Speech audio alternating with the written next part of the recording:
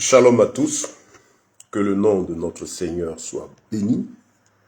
Je dis merci au Tout-Puissant pour la grâce qu'il me donne ce matin, encore de pouvoir prêcher sa parole et d'aborder un sujet très important qui certainement va être une grande source de bénédiction, davantage pour ceux qui sont fermes dans la foi et qui veillent, mais aussi pour ceux-là, surtout qui sont des âmes faibles, qui ne maîtrisent pas certains détails de la parole de Dieu.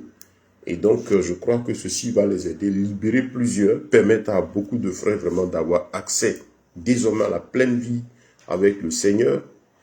Et puis aussi avertir tous ceux qui doivent entendre la parole de Dieu, qui l'ont perçue autrement, mais qui doivent entendre la vérité. Voilà, même s'ils ne veulent pas se repentir, au moins, ils entendront la vérité. Et donc, je rends grâce à Dieu pour cette occasion. Et je prie qu'il bénisse pleinement ton entendement. Toi qui tombes sur ce message, prends le temps de l'écouter jusqu'à la fin. Je t'exhorte à prendre ton temps tranquillement pour l'écouter, le réécouter tranquillement, du début jusqu'à la fin. Nous l'avons en version audio sur WhatsApp. Donc si vous voulez cette version audio, allez dans la description, là où il y a le titre, là juste en bas. Vous allez voir le lien de notre compte WhatsApp. Vous nous écrivez dessus, vous cliquez dessus, vous allez atterrir dans le groupe, m'envoyer un message, on va vous balancer tous les audios. Voilà. Ou bien, vous allez sur le compte YouTube, vous vous abonnez, vous aurez accès à tout, à l'enseignement du jour et à tous les autres aussi qui ont été donnés précédemment. Je pense qu'on a près de 170 vidéos disponibles. Ou bien amenez-moi une invitation sur le compte Facebook, puis nous pourrons davantage échanger. Nous sommes à la disposition du corps de Christ, de tous ceux qui aspirent à vraiment comprendre, connaître la parole de Dieu davantage, à s'instruire dans les Écritures. Nous sommes à votre disposition. Je suis à votre disposition. N'hésitez pas, chaque fois que cela est un besoin dans votre cœur, à m'écrire dans le but de vous aider. Voilà, que Dieu vous bénisse. Notre thème de ce matin, c'est: tout chrétien a-t-il accès à la présence et à la puissance du Saint-Esprit? Est-ce que tout le monde, tous ceux qui croient, ont accès à la présence de Dieu, à la puissance de Dieu, à une vie comblée dans le Seigneur? Est-ce que c'est tout le monde, tous les croyants? Dans un premier temps, je crois que notre message va se diviser en trois parties, parce qu'il y a trois grandes parties dans la Bible. Elle est divisée en fait en trois grandes parties. On en voit deux, mais la première, c'est avant l'entrée en scène du péché, donc de la création d'Adam jusqu'à ce que Dieu le chasse d'Éden. Voilà, jusqu'à ce qu'il consomme le péché, où maintenant l'esprit est ouvert et on rentre ainsi dans le temps de la loi. Voilà, sous la loi. Voilà, la loi est née déjà à partir de la consommation du péché. Et donc, il y a ce premier temps. Et le deuxième, qui est le temps de la loi, on parle de l'ancienne alliance, depuis l'entrée en scène du péché, jusqu'à la crucifixion de Yeshua à la croix de Golgotha. Et le troisième temps, qu'on appelle le temps de la grâce, depuis cette crucifixion-là, jusqu'à maintenant. Voilà. Et le quatrième temps, c'est après la fin de ce monde-là, l'entrée dans l'éternité, le retour dans l'éternité par rapport aux œuvres du Seigneur. Ça, c'est relativement à Dieu, il est éternel, et c'est ce qui concerne la création. Et donc, la présence de Dieu, quand Dieu a créé l'homme, Dieu a voulu toujours prendre son temps avec sa créature. La preuve, qu'on voit déjà dans les tout premiers chapitres de la Genèse, on voit le Seigneur qui venait parler avec Adam. Et l'un des passages qui démontre cela, c'est quand Adam a péché et qu'il a vu qu'il était nu, lui et sa femme, ils sont allés se cacher. Donc, à l'heure où Dieu, l'Éternel, Yahweh, avait l'habitude de venir le voir, le Seigneur vient, il ne trouve pas Adam à son poste. C'est là qu'il demande: Adam, où es-tu? Vous voyez? Et donc là, le Seigneur, quand il a créé l'homme, venait s'entretenir avec lui. Donc la volonté de l'Éternel qui nous a fait en tant que Père, Créateur, a toujours été que lui et sa créature s'entretiennent. On a vu la preuve avec Adam. Et donc, quand Adam malheureusement a eu à pécher, il y a eu la rupture de cette partie qui en lui le mettait en relation directe avec le Créateur, cette partie spirituelle, la mort spirituelle donc a été consommée. Et donc Adam a été chassé d'Éden. Et désormais, toute la création naissant de là, d'Adam, jusqu'à nos jours, naît de ce qu'on appelle une nature pécheresse. Et donc, c'est privé de cette relation directe établie avec le Créateur. Et donc, il y a besoin maintenant pour l'homme de se réconcilier, chaque créature que nous sommes, de retourner vers ce Créateur-là. Parce qu'effectivement, l'homme, quand Dieu l'a créé, était esprit, âme et corps. Quand le péché est entré en scène, malheureusement, c'est la partie spirituelle qui a été brisée et l'homme est resté donc homme charnel. Donc, jusqu'à ce jour, tout homme qui naît est né sans la relation spirituelle avec le Seigneur. Ce qui explique que l'homme va mener une vie déséquilibrée, incomplète. Pourquoi? Parce qu'il a été tiré d'une source d'origine. Son origine est spirituelle. L'âme en nous sort du Créateur. Le souffle, cette partie a besoin de sa relation personnelle avec le Créateur. Donc cette partie spirituelle qui permet à notre âme de vivre pleinement et notre corps ensuite, quand nous en sommes privés, la vie est donc déséquilibrée. Donc depuis lors jusqu'à aujourd'hui, tout homme naît avec cette partie spirituelle à priver et donc qui lui est privée. Donc la volonté de Dieu, l'œuvre du Seigneur est pour que l'homme retourne à sa source d'origine. Donc vous comprenez un peu tout ce que les gens font, toute la vie qu'ils mènent. La Bible déclare dans le livre de Corinthiens que l'homme sans Christ est l'homme animal, c'est-à-dire livré à ses instincts. On ne dit pas de l'homme animal, c'est celui qui n'a pas de relation directe avec le Créateur. Qu'il soit mystique, que tu sois féticheur ou quoi que ce soit du dernier rang, que dans tes songes ou bien dans tes visions, ou bien le mystique se déplace, il dit, il voit Satan, il cause avec lui. L'Éternel l'appelle homme animal, parce que sa partie soi-disant spirituelle qui est activée se trouve dans les ténèbres. Donc c'est pas vraiment, ce n'est pas éclairé par la seule source d'origine, la seule source de lumière, la seule lumière véritable qui donne vie à l'âme. Voilà, donc selon le Seigneur, tous ceux qui n'ont pas de relation avec Christ, qui qu'il soit, pensant qu'il voyage ou fait quoi que ce soit, il est considéré comme homme animal. Et donc il faut impérativement pour chaque homme, pour chaque être humain, retrouver cette relation intime-là donc avec son Créateur. Et donc, sous la loi, ça dit depuis l'entrée en scène du péché, jusqu'à ce que Yeshua, Jésus, vienne opérer l'œuvre de la croix, parce que Dieu l'avait annoncé déjà, avant de chasser Éden, il a parlé du fait que le Mashiach, le Messie, à une époque, viendra pour restaurer cette relation avec le Seigneur. Et donc, les prophéties annonçaient une œuvre qui allait arriver dans le temps. Mais en attendant, l'homme sorti d'Éden devra vivre jusqu'à ce que cette étape-là arrive. Et le Créateur, dans sa bonté, ayant toujours besoin d'avoir relation avec son Créateur, il est conscient que sans lui, on ne peut pas vivre. Donc, il va créer des voies, il va créer des moyens, mettre sur pied des moyens pour que l'homme qui le cherche désormais, dont l'esprit est ouvert sur la connaissance du bien et du mal, l'homme vient donc avec cette volonté-là le chercher, pour tout homme qui le cherche puisse le rencontrer.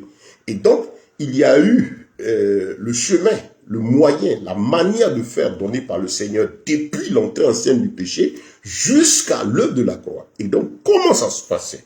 Vous avez tout cela inscrit dans l'ancienne alliance. Vous allez voir des hommes qui recherchaient le Seigneur. On a eu Enoch qui plaisait tellement à Dieu parce qu'il cherchait Dieu de tout son cœur. Il a cherché le Seigneur. Dieu s'est révélé à lui. Donc, tous ceux qui cherchaient le Seigneur, qui le voulaient, Dieu se révélait à eux. Et donc, ils avaient des relations particulières avec le Seigneur. Et jusqu'à ce que Abraham arrive, on a vu Abraham qu'on appelle le père de la foi, on a vu comment le Seigneur va aussi se révéler à lui. Et donc, l'Esprit de Dieu ne pouvait plus, en n'habitant plus en l'homme, Dieu utilisait des instruments, des moyens pour dire à toute l'humanité, voilà comment vous pouvez avoir accès à moi. C'est ainsi que tout le temps de l'ancienne alliance, tout le temps d'Israël, Parce que quand on parle d'Israël, il faut comprendre une chose, frère. Dieu n'a pas rejeté toutes les nations. Il n'a rejeté personne. Il a, depuis l'entrée en scène du péché, puisqu'il n'y a plus de relation directe entre lui et sa créature, il a toujours jugé utile de choisir un instrument en chaque temps qui serve de moyen par lequel lui, Dieu, montre à toute l'humanité comment avoir accès à lui. C'est ainsi qu'avant qu'Israël ne naisse, on a vu Abraham, de la foi. Avant Abraham, il y a les premiers hommes, les Métuséla, on a eu Enoch et tout ça. Donc la grâce de Dieu est pour toute l'humanité. Jusqu'à ce qu'il y ait Babel, la tour de Babel, les hommes ne parlaient qu'une seule langue.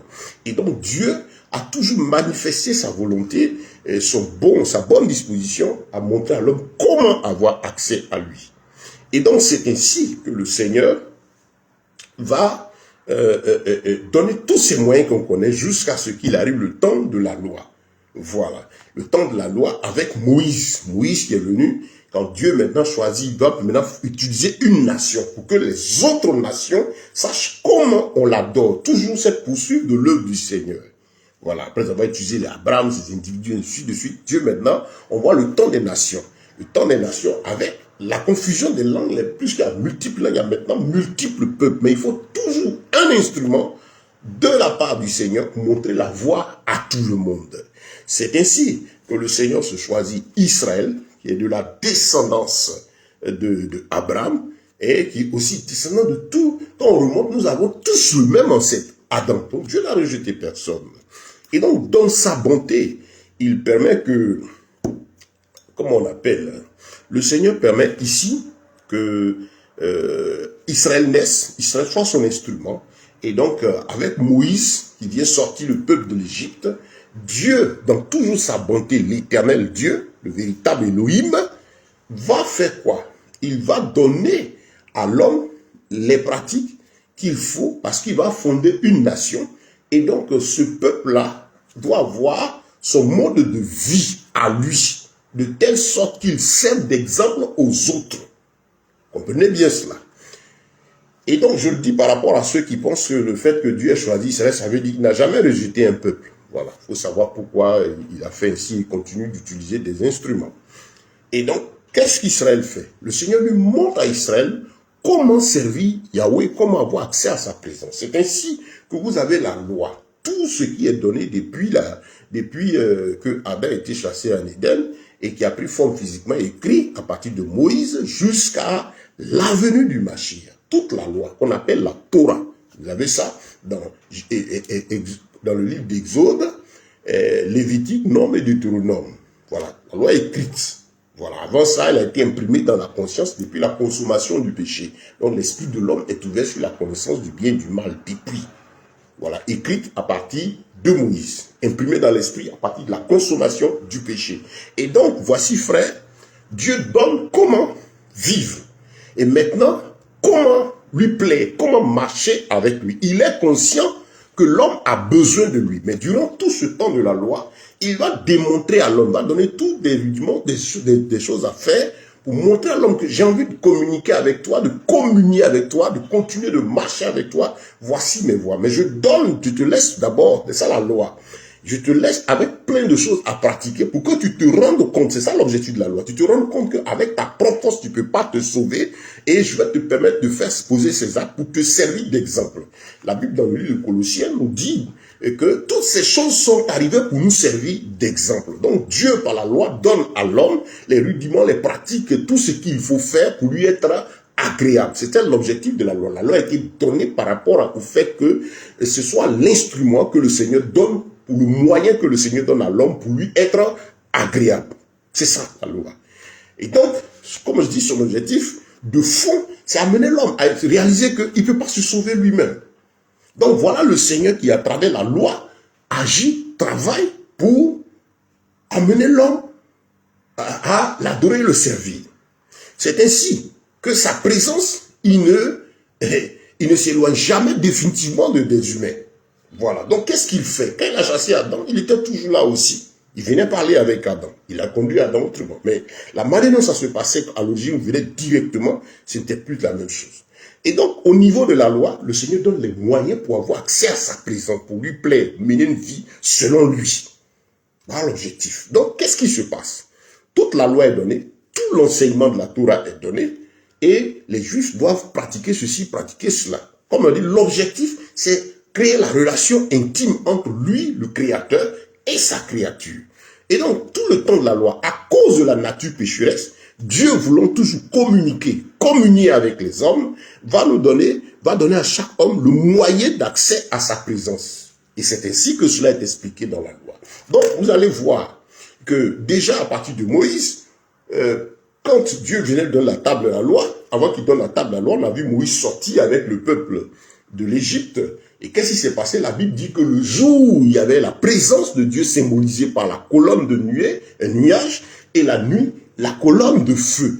Et jusqu'à ce qu'ils traversent la mer. Et que Dieu, quand ils ont fini de traverser la mer, c'est là que le Seigneur a mené Moïse après sur la montagne, là, pour aller avoir la table les deux tables de loi, les lois du Seigneur. Donc, qu'est-ce qui se passe? Dieu, toujours, se montre un leader conducteur à son peuple. Mais, comme je dis avec Moïse, présence physique manifestée par la colonne et par la nuée. Et un instrument choisi qui s'en rapproche plus de lui pour servir aux autres. On a la preuve quand Israël va chercher comment on appelle, à aller sur, à avancer, et que le Seigneur à un moment vient dire, descend, et il appelle Moïse, de loin ils vont sur la montagne, il fait entendre sa voix, le tonnerre fait trembler Israël, et Israël dit à Moïse, vraiment, nous on est des hommes, cette affaire-là, personne ne va le voir et puis vivre. Donc toi, sois notre représentant, sois un médiateur entre Dieu et nous, va vers lui et puis rapporte-nous ses commandements. Et on a dit, le Seigneur dit, ils ont bien fait. Oui, donc, le Seigneur passe par Moïse. Il donne la table de loi. Donc, il y a toujours ce mouvement de l'Éternel pour permettre à l'homme toujours d'avoir accès à lui. Mais là, il utilise Moïse. Et donc, à partir de Moïse, la loi étant écrite, il met ce qu'on appelle les sacrificateurs. Une classe de personnes mises à part, pas parce qu'elle était supérieure à tout le peuple, mais parce que choisie de la volonté de Dieu. Les Lévites, là, ce n'était pas parce qu'ils étaient une race supérieure. C'était aussi les 12 fils d'Israël, mais il plaît à l'Éternel de choisir son choix. Et le choix de Dieu ne veut pas dire que celui qui prend est supérieur à l'autre. Servir Dieu ne veut pas dire que je suis supérieur à toi. Le fait que j'ai la grâce de la part de l'Éternel de prêcher, d'enseigner, d'être un prédicateur, un enseignant de la parole de Dieu, formateur, ne fait pas de moi une personne supérieure à toi. C'est juste le choix du Seigneur, c'est une grâce, une faveur. Ce qui m'amène moi-même à me rendre compte que je suis un homme inutile. Il dit que si tu as fait ton travail, tu es un serviteur inutile parce que tu as fait ce que tu devais faire, que d'autres pouvaient faire. C'est une grâce. Et donc, Moïse est simple instrument que le Seigneur utilise. Et il donne la loi, il prend les Lévites, et les Lévites donc sont ceux-là qui ont la charge d'être le moyen de communication entre Dieu et le peuple. Et avec les sacrificateurs, à ceux qu'on appelait aussi les prophètes. Ces instruments comme Moïse était lui-même sacrificateur, conducteur de la parole de Dieu, et en même temps aussi prophète, messager du Seigneur. Donc, un certain nombre de personnes, et les sacrificateurs pour veiller sur la loi écrite, et les prophètes pour répéter cette loi. Vous comprenez bien, parce que ça, je vais aborder le sujet sur les prophètes à part, je l'ai déjà fait, si vous allez sur le compte YouTube, vous allez trouver des enseignements pour vous aider à identifier ce que c'est qu'un prophète véritable selon de la Bible, et de tous ceux-là qu'on voit aujourd'hui qui font autre chose que ce que le Seigneur a dit. C'est pas parce qu'on dit prophète qu'il faut en avoir peur, il faut savoir ce que la Bible dit à propos. Comme je dis, on abordera ça à part. Donc, qu'est-ce que le Seigneur fait? On voit donc ici son serviteur, il donne les voix, et ensuite les Lévites, les sacrificateurs, qui ont pour rôle de venir prendre les offrandes présentées à l'Éternel.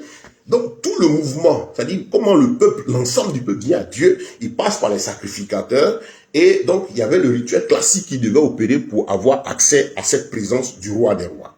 Amen. Voilà. Donc, qu'est-ce que le Seigneur fait? En plus de ça, comme on dit, il suscite les prophètes dont le rôle est de venir rappeler les oracles du Seigneur, inspirer la crainte de l'Éternel Dieu, sa voix directe pour qu'ils entendent la répétition de sa loi, sa voix directe pour qu'ils aient le message de Dieu qui venait par rapport à un besoin spontané. C'est ça le rôle du prophète, le besoin spontané, répétant, basé sur la connaissance de la loi. Et donc, voilà ce que ces hommes-là font. Ils sont ces médiateurs-là, ces instruments, pas parce que supérieurs, mais mis à part spécialement pour ça, pour être un moyen de communion, de communication de l'Éternel avec sa créature homme, avec le peuple d'Israël. Vous comprenez? Et donc, ainsi le Seigneur marche tout le temps de la loi.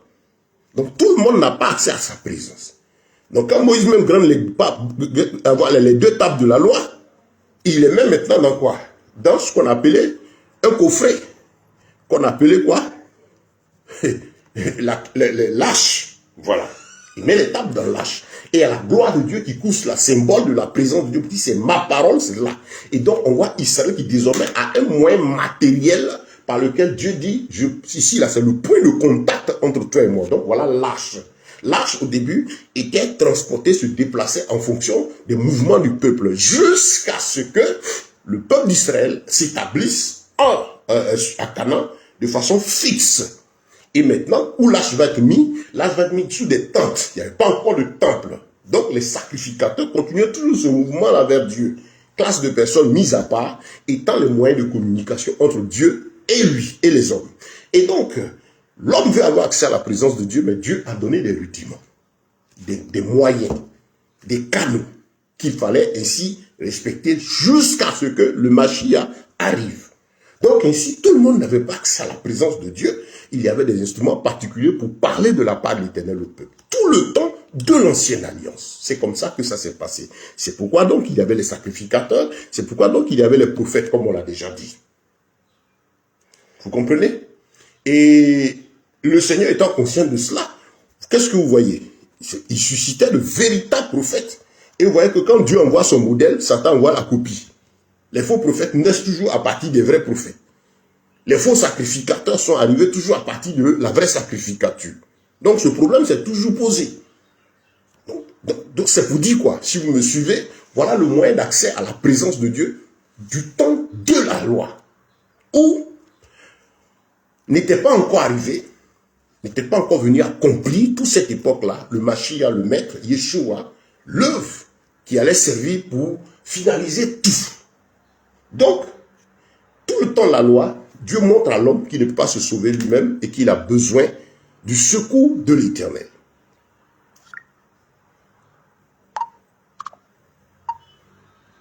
Donc, l'Éternel montre à l'homme qu'il ne peut pas se sauver lui-même, qu'il a besoin du secours de l'Éternel. Si vous me suivez, donc, que le nom du Seigneur soit béni. Voilà. Et ce petit temps est dû au fait que l'enregistrement audio que je fais en même temps. Et donc, qu'est-ce qui se passe? Yeshua arrive. Mais je reviens encore. On a le tabernacle, cette tente-là, où on va placer l'arche. L'arche qui est symbole de la présence du Seigneur. N'approche pas l'arche n'importe qui. Dieu veut garder le caractère sacré de cette relation, sa sainteté. On a vu même qu'à un moment l'arche se déplaçait et un soldat qui a vu que l'arche pensait, il a essayé de pencher, il a essayé de toucher à l'arche, venir empêcher que ça tombe, le Seigneur l'a frappé de mort. Pourquoi? Parce que le Seigneur nous donne des règles. L'objectif c'est de dire au peuple, vous respectez mes règles, il ne faut pas les enfreindre. Parce que lui n'avait pas le droit d'aller toucher à l'arche. C'était seulement les sacrificateurs.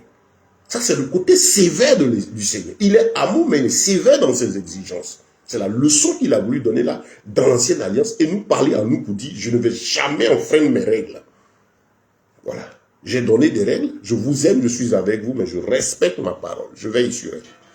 Et donc, on voit Israël, qui a le tabernacle. Après, on voit maintenant la construction du temple. Quand le temple est construit, l'arche là est placé dans un endroit spécial, voilà, qu'on appelait le lieu très saint. Donc le temple divisé en trois grandes parties, le lieu très saint où se trouve l'arche là, qui est la parole, où la gloire de Dieu, et qui symbolisait la présence du Seigneur, là se trouvait, et le lieu saint, qui est le lieu où tous les autres sacrificateurs pouvaient arriver pour se présenter les choses dans l'Éternel. Et puis il y avait la cour du temple.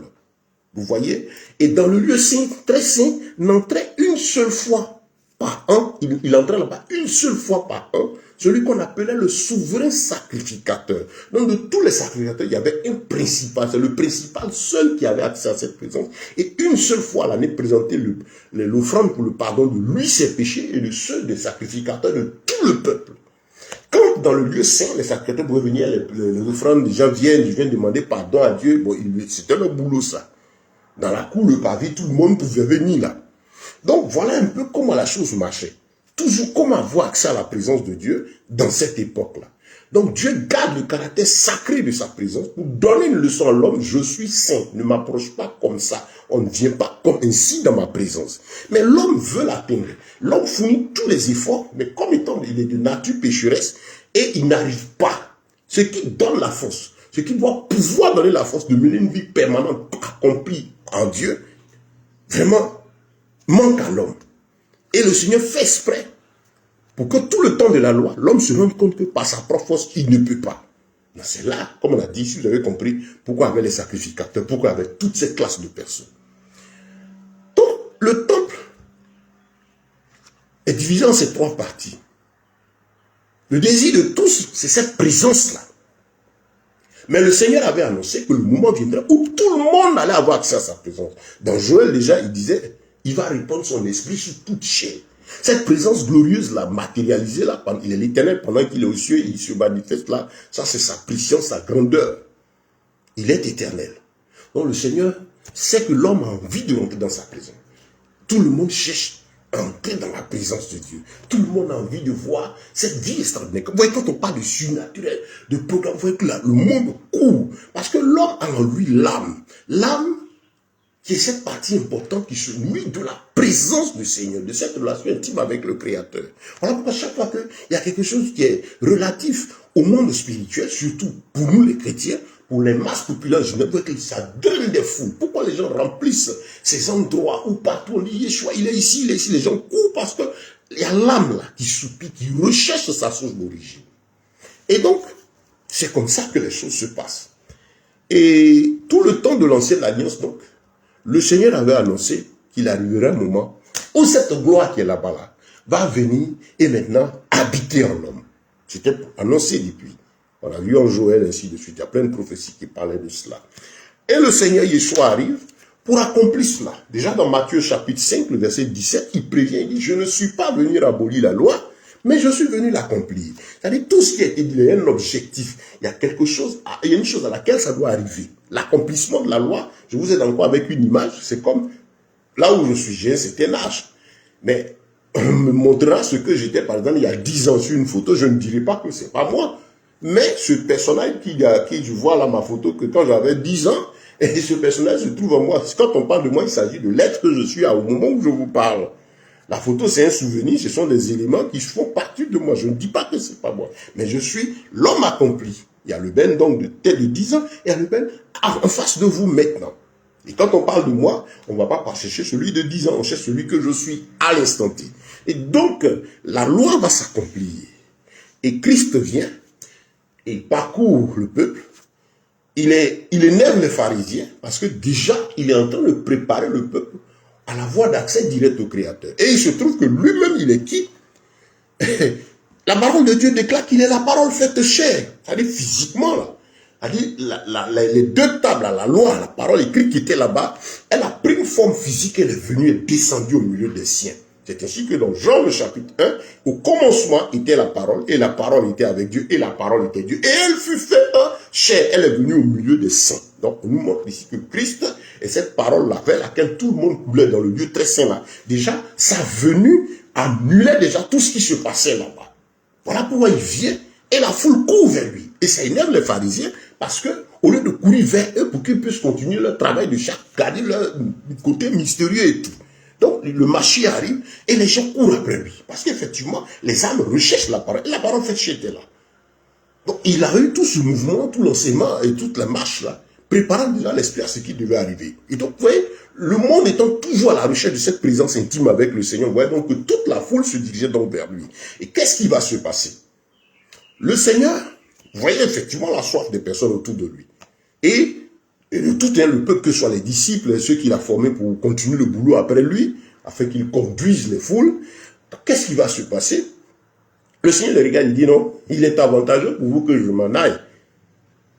Parce que tel que ça se passe là, il faut que le travail finisse. En fait, que la parole de Dieu se termine, s'accomplisse totalement. Les disciples disent non, tant que toi tu es là, nous ça nous suffit. Le reste là, bon, ça nous suffit. Et donc, l'accomplissement du boulot disait que Christ devait être crucifié enseveli dans le tombeau, détruit la puissance, accomplit toute l'œuvre de la libération à travers la croix, l'œuvre de la croix pour nous libérer, affranchir de tout ce qui est obstacle à ce que le Seigneur va faire venir là. Donc à la croix, Yeshua donne sa vie, il paye le prix du châtiment qui produit la paix. Ça dit, il vient nous libérer de la condamnation, de la conséquence du péché, de la mort. Il donne sa vie, il souffle la croix, il était le lieu de passage pour nous tous. Ça dit qu'à cette époque, la peine de mort, là, qui était exécutée pour tout être humain, là, chacun de nous, à cause du péché, devait être exécuté à la croix à cette époque. Si c'était un autre moyen, c'est comme ça allait se faire. Donc, il paye le prix, il passe par là pour toi et moi. Il paye ce prix pour que désormais, nous ayons accès à la présence de Dieu, en acceptant, en reconnaissant que ce qu'il fait là désormais est le moyen d'accès à la présence de Dieu. Pour que Dieu te reçoive, moi et toi, que nous reçoive, nous tous, il faut accepter cette œuvre-là de la croix. Donc voilà, il nous paie ce sacrifice à la croix, il donne sa vie, brise la puissance du péché, détruit le pouvoir de Satan, toute son œuvre depuis le début jusqu'à la fin sur l'histoire de l'humanité. La Bible dit Dieu le livre en spectacle, il le dépouille, il les expose publiquement, il détruit la puissance, on le prend, on le met dans le tombeau, il rentre dedans, il va détruire la puissance de la mort, il en ressort vivant. On dit le troisième jour. Il y a des fous qui disent non, quand on dit troisième jour, que Jésus n'avait pas fait 48 heures. Effectivement, on n'a pas fait 48 heures. On ne parle pas en termes d'heures. On parle en termes de jours, de moments dans lesquels les actions se posent. Il se trouve que le jour où il a été crucifié, il a rendu l'âme à 15 heures à la croix, là. Donc, c'était dans le jour correspondant à notre vendredi. Et quand il a été mis dans le tombeau, il a passé 24 heures à l'intérieur. Ça s'est tombé dans le deuxième jour qu'on a, à cause du nom du jour dans lequel se trouvaient ces heures-là. Et le troisième jour, ça dit, le jour où il ressuscite, c'est à l'aube du troisième jour, quand l'autre commence. Voilà pourquoi on dit 3 jours. Sinon, c'est moins de 48 heures passées dans le séjour, dans cette œuvre-là. Mais 3 jours à cause du nom des jours dans lesquels se trouvaient ces heures-là. Gloire lui soit rendue. Les ténèbres ne régneront jamais. La vérité viendra toujours. La livrer au spectacle. Et donc, qu'est-ce que le Seigneur notre Elohim accomplit? La Bible nous dit que quelque chose d'intéressant, d'important va se passer. À la croix, juste dans les derniers moments, il va dire, Père, tout est accompli. Vous voyez ça dans Jean, le chapitre 19. Et je vous invite vite à lire les 4 évangiles. C'est important de lire. Je ne sais pas pourquoi vous n'aimez pas le livre, vous n'étudiez pas. Donc, vous serez toujours exposé. Le gros risque. On mène une vie risquée quand on ne sait pas ce que l'Écriture dit, quand on n'a pas un rapport personnel avec sa parole. Et donc, Christ dit ceci, Père, tout est accompli. Jean 19, verset 30. Tout est accompli. Il a remis son esprit dans la main du Seigneur et la Bible déclare qu'il a expiré. Quand il a expiré, quelque chose d'extraordinaire va se passer. Il y a plusieurs événements. Il y a un événement qui attire notre attention par rapport à notre message. Il a dit que le temple avait 3 endroits. Et entre le lieu très saint, on avait accès à là qu'une seule fois pour le sacrifier de tout le peuple là. Et le lieu saint, il y avait un gros voile. Et ce voile-là s'est déchiré du haut jusqu'en bas. Pourquoi le Seigneur déchire ce voile? Mais voilà, frère, tout se trouve là. Il brise ce voile pour dire ceci, désormais, tout le monde, chaque souverain sacrificateur, peuple et tout ça, tout le monde, comme ils ont toujours été au même pied d'égalité devant moi, tout le monde a désormais accès à la présence de Dieu. Vous comprenez? Par ce tact-là, le Seigneur dit, désormais, vous avez tous accès à ma présence. Parce que déjà, il a pris cette forme physique, il est venu, tout le monde venait à lui. Et encore, il continue l'ouvrage en brisant ce voile-là pour dire, pour continuer l'action, pour la finaliser dans l'esprit des gens et dire, vous m'avez de la même manière que vous m'avez vu, j'étais avec vous, tout le monde pouvait venir à moi, je poursuis cela, je détruis cela pour dire effectivement, cette présence sacrée, qu'est-ce qu'il faisait? Cette présence glorieuse là, spirituelle là, tout le monde a accès à cette présence spirituelle. Et si, qui va ressusciter après, il passe du temps avec ses disciples, il leur dit, ne quittez pas Jérusalem. Et tout le temps, avant de repartir, il leur a parlé de son esprit.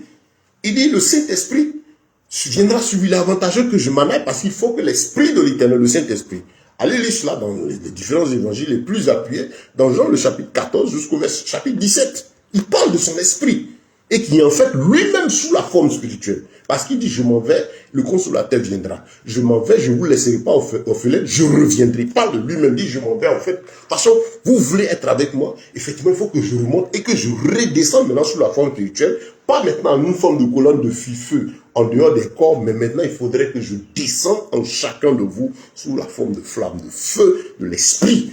C'est symbolisé par la flamme de feu qui est descendue dans la chambre haute là.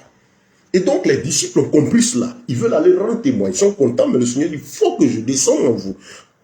Acte chapitre 1, allez lire. Au chapitre 2, les disciples étaient retirés dans la prière et le Saint-Esprit est descendu sur lui. Il est descendu sur qui? Sur 120 personnes. On sait qu'il y avait 12 apôtres.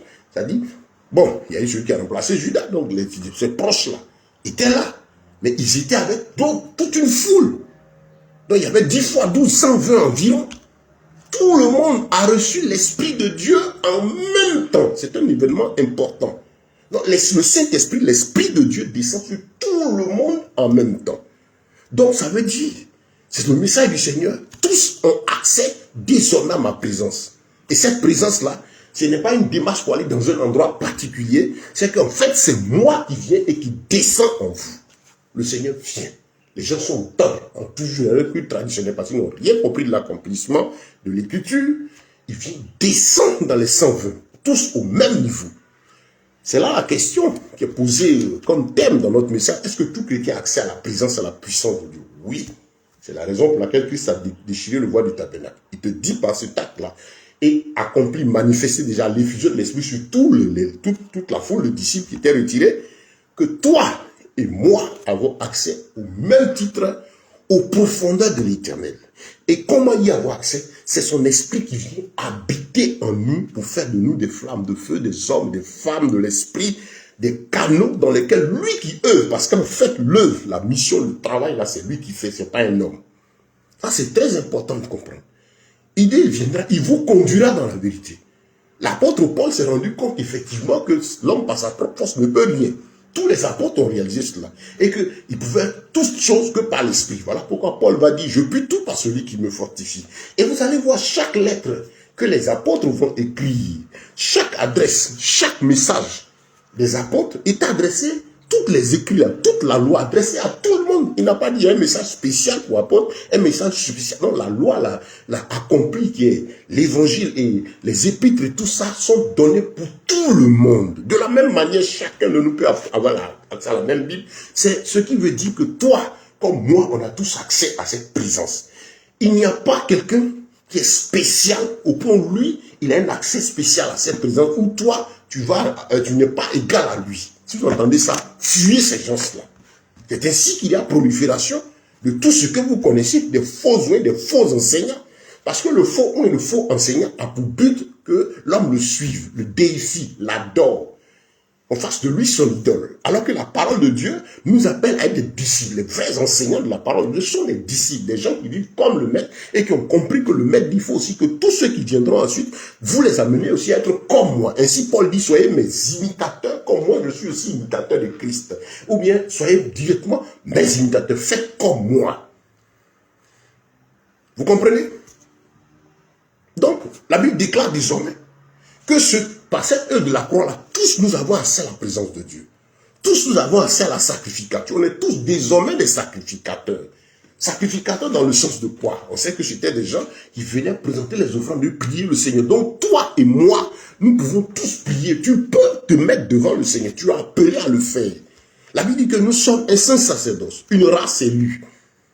Dans 1 Pierre 2, à partir du verset 9, on est tous des sacrificateurs. Et dans le livre d'Hébreux, je crois à partir du chapitre 5, l'apôtre s'étend longtemps sur le fait que le principal, le souverain sacrificateur, c'est qui? C'est Yeshua, n'est-ce pas? C'est lui désormais. Il n'y a plus de sacrificateurs spéciaux. Lui, il est le souverain. Et c'est lui qui opère l'œuvre, qui travaille, qui fait l'œuvre du Seigneur. Donc c'est lui qui habite en toi et en moi. Et donc il, par son esprit, nous utilise pour servir Dieu. Notre vie, notre parcours en tant que chrétien, c'est servir le Seigneur. Et servir le Seigneur, pas par notre force, Mais par le Saint-Esprit qui habite en nous, il permet que chacun soit un instrument dans le service et l'adoration de Dieu individuellement et dans la communion fraternelle, comme on se complète par rapport aux besoins de vie communautaire. Chacun vient avec les dons et les talents qu'il a reçus. On se complète et on sert le Seigneur. Dans 1 Corinthiens chapitre 12, on parle de dons spirituels. Vous comprenez? Donc, nous sommes tous sacrificateurs.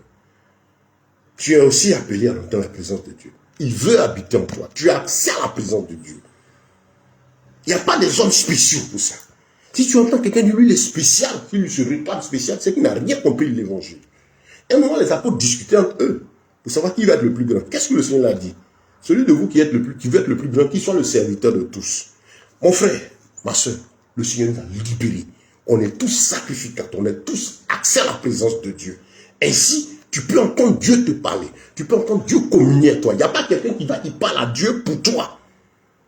Psaume 91, le verset 1. Celui qui repose sous l'abri du Très-Haut est à l'ombre du Tout-Puissant. Oui, on est appelés tous à être sous l'abri du Très-Haut, sous la couverture du Très-Haut. Dans un autre verset, il est dit sous la couverture du Très-Haut. Tu n'es pas sous la couverture de quelqu'un. Nous sommes tous appelés dans la présence de Yahweh. Donc si toi, un homme, quelqu'un te dit que lui, celui qui demeure sous l'abri du Très-Haut, repose à l'ombre du Tout-Puissant. Si un homme vient te dire que lui, il est à couverture spirituelle, tu es en danger. Parce que c'est sous l'abri de Christ que nous tous nous sommes. Et son esprit habite en chacun de nous. Nous sommes le temple du Saint-Esprit. Tu es le temple du Saint-Esprit. Donc si tu penses que quelqu'un te couvre, c'est que tu n'as pas l'esprit. Et il dit, c'est lui qui a l'esprit, donc c'est lui qui te protège. Ça, c'est pour ceux qui n'ont rien compris de la parole de Dieu, qui n'ont pas de relation intime avec le Seigneur. Je t'annonce ce matin que l'esprit de Dieu qui habite en moi veut aussi habiter en toi. Et tu as accès à cette même présence. Là, je peux prier, méditer, tu peux faire la même chose. Seulement, il y a que pour la vie communautaire maintenant, il y a des dons, des talents que le Seigneur donne pour qu'on se complète. J'ai ce talent d'enseigner, d'aller un peu plus en fond. Mais, le même esprit qui me fait faire ça habite en toi. Il te donne toi aussi d'aller aussi à fond dans la parole. De telle sorte que quand tu m'écoutes, tu en écoutes pour essayer de voir est-ce que ce qu'il dit là, c'est conforme à ce qui est écrit, comme les chrétiens de Béret. Face à la parole de Dieu, il n'y a pas de plus grand, pas de plus petit. On est tous logés à la même enseigne. Vous comprenez cela? Je le dis parce que c'est important pour nous, frères et sœurs, de faire attention à ça. Voilà. Le Seigneur n'a pas en lui le choix de personne. La Bible déclare qu'il n'y a en lui point d'acception de personne. Il est le berger de notre âme. Voilà. Et nous sommes tous à son service. C'est lui le berger, le véritable berger, et nous tous nous le suivons. Les autres, les bergers en mission, les serviteurs, on dit serviteurs. C'est pas quelqu'un qui fait ce qu'il veut. Quand on dit serviteur de Dieu, il ne fait pas. Le serviteur de Dieu ne fait pas ce qu'il veut. C'est le souverain sacrificateur. Il a dit l'Esprit de Dieu, le Saint-Esprit en nous, qui nous pousse à agir. Quand il ne nous a pas de faire quelque chose, on ne fait pas. Quand il n'a pas de dire quelque chose, on ne dit pas. Quand on parle du prophète, le prophète, selon la Bible, il parle quand Dieu dit de parler. Et quand Dieu n'a lui a rien dit, il ferme sa bouche. C'est pas quelqu'un de spécial qui va faire ceci. Voilà. À l'intervention, sur spécialement les prophètes encore pour vous aider. Vous entendez le prophète thaumaturge. La thaumaturgie, c'est de la sorcellerie, c'est des pratiques occultes de magie. Vous faites des miracles, ainsi de suite. Ça n'a rien à voir avec la parole. Dans la Bible, il n'est pas écrit prophète thaumaturge. Vous avez des noms bizarres qui sortent. Quand vous n'êtes pas instruit, vous êtes en danger. Donc, bien aimé, pour ta propre liberté, il faut que tu saches que Dieu a donné par son esprit, par sa parole, comment tu dois vivre, comment tu dois lui plaire. C'est dans sa parole. Et c'est son esprit en toi qui va te permettre d'avoir accès à sa présence.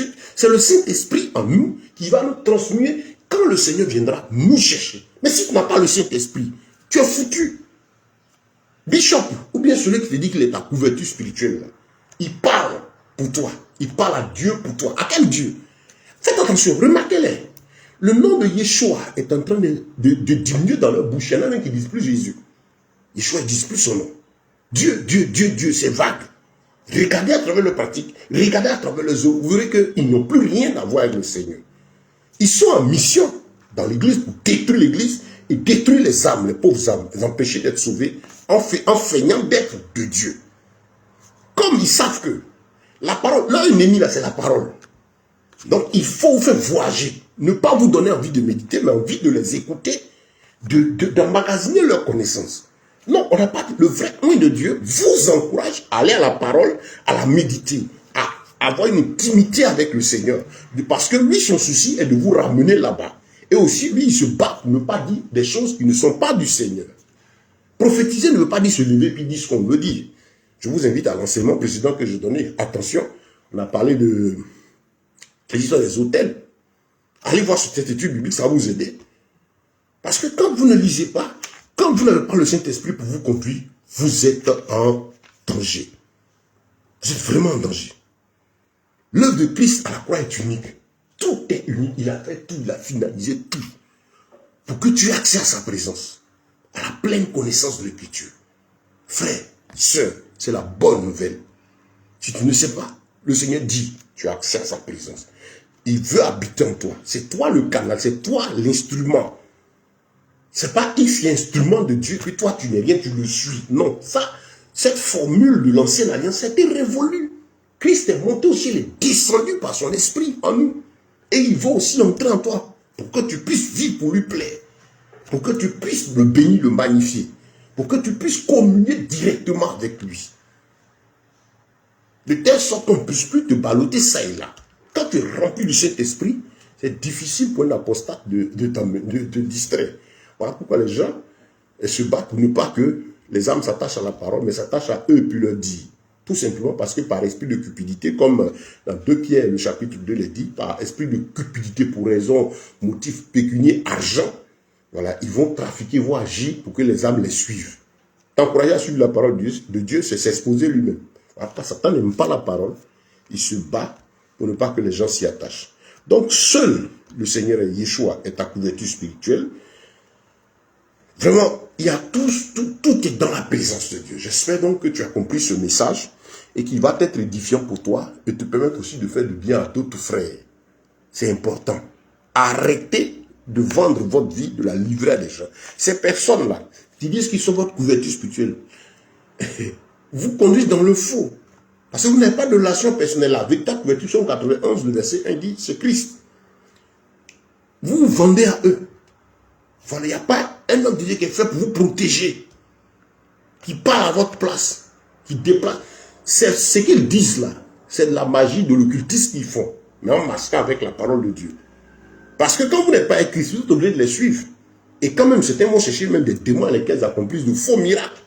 Le fait qu'il y ait un miracle, une manifestation physique ne veut pas dire que ça vient de Dieu. Parce que celui qui est de Dieu sait que le Seigneur, on l'adore en esprit, manifestation spirituelle et en vérité. C'est-à-dire qu'il faudrait que la manifestation spirituelle soit cautionnée par la parole de Dieu. Est-ce que ce que tu entends, c'est conforme à l'Écriture? Est-ce que ce qui est dit, la manifestation qui est faite, est conforme à l'Écriture? On en viendra. Donc je vais m'arrêter là. Parce que j'ai presque 50 minutes d'intervention directe. En vidéo, je ne les coupe pas. En audio, c'est en 2 séquences. Voilà. Donc, bien aimé, que le Seigneur vous bénisse. Que sa grâce et sa paix vous soient multipliées. Commence par t'asseoir et cherche la présence de Dieu. Sans ça, tu ne pourras jamais être heureux. Tu n'as pas d'intimité avec le Seigneur, tu es foutu. Tu ne sais pas que toi-même tu es sacrificateur, toi-même tu peux même prier, parler, t'adresser à ton Dieu, tu es foutu. Tu ne comprends pas l'œuvre de Christ à la croix aussi, tu es foutu. Le diable va toujours te maltraiter, tu vas courir d'homme en homme, parce qu'effectivement, Satan connaît la parole, il sait que ce n'est pas un homme qui va chasser le démon qui est en toi, c'est à partir de toi. Le fait de donner ton cœur au Seigneur et le voir venir habiter en toi, que ta liberté va venir. La Bible dit que quand on chasse un démon, il s'en va et puis il revient. Le Seigneur l'enseignait dans Matthieu, il va, il revient. Mais il vient voir là où il habitait. Si le lieu n'est pas habité, il va chercher 7 autres démons plus forts que lui. Mais tu es là. On dit sors, puis tu prends ta où tu vas. Mais tu es sous la couverture de bishop, d'archibishop, de dagui, de baba. Hein? De toute cette hérésie, cette fausseté-là. Mais ta vie, tu es vide. Celui qui fait fuir le diable, là, définitivement, c'est le Seigneur, c'est Yeshua. C'est sa présence, son esprit en toi, là. Demande à Bishop si c'est lui. Il va te dire de ta couverture spirituelle. Donc, quand tu vas à la maison, tu quittes là, qui habite en toi? Donc, lui, il est devenu un esprit maintenant, là. Et il est devenu Dieu. Voyez un peu que Dieu ouvre tes yeux. Que Dieu ouvre vos cœurs et vous donne d'avoir une vie intime avec le Seigneur, de chercher sa face. Que le Seigneur vous bénisse.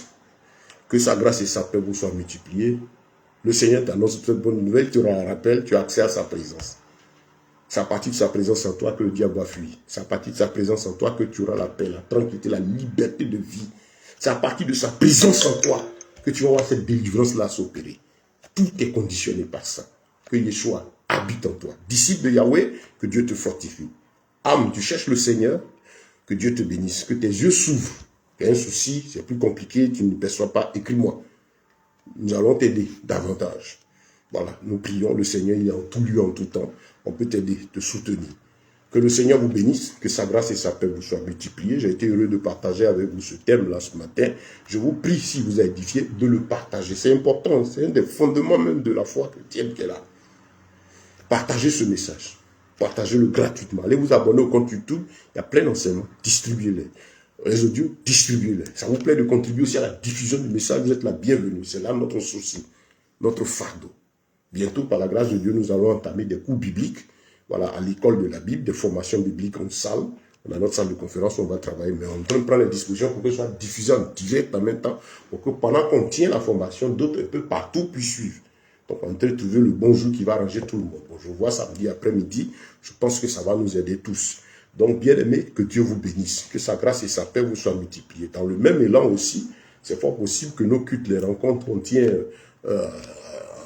de prier quand je ne suis pas invité par des assemblées. Bon, j'ai mes heures où je suis à mes moments de prière avec notre cellule. On va faire aussi que ce soit diffusé aussi en direct. Voilà. Que Dieu vous bénisse, que sa paix vous soit multipliée, que sa grâce et ses faveurs soient avec tout un chacun de vous, serviteurs de Dieu, vous qui êtes dans la volonté et dans la voie du Seigneur, que Dieu vous bénisse davantage. Si tu t'es égaré aussi en tant qu'instrument de Dieu, pense au salut de ton âme. Il s'agit pas, c'est pas du jeu, il s'agit de la vie éternelle. Reviens. Toi qui as été appelé, qui te conforme au siècle présent, reviens. Notre objectif de mission, c'est pas être riche, c'est pour le royaume des cieux. Dieu nous donne à chaque jour suffisance à peine ce qu'il faut pour la mission. Frère, que Dieu vous bénisse, que sa paix et ses grâces vous soient multipliées. Shalom, c'était le frère Ben, avec toute la joie de notre Elohim. Que toute la gloire, l'honneur, la force et la puissance reviennent au Seigneur et que sa grâce, sa force, sa puissance accompagnent ce message pour libérer le cœur de plusieurs. Shalom, shalom, shalom.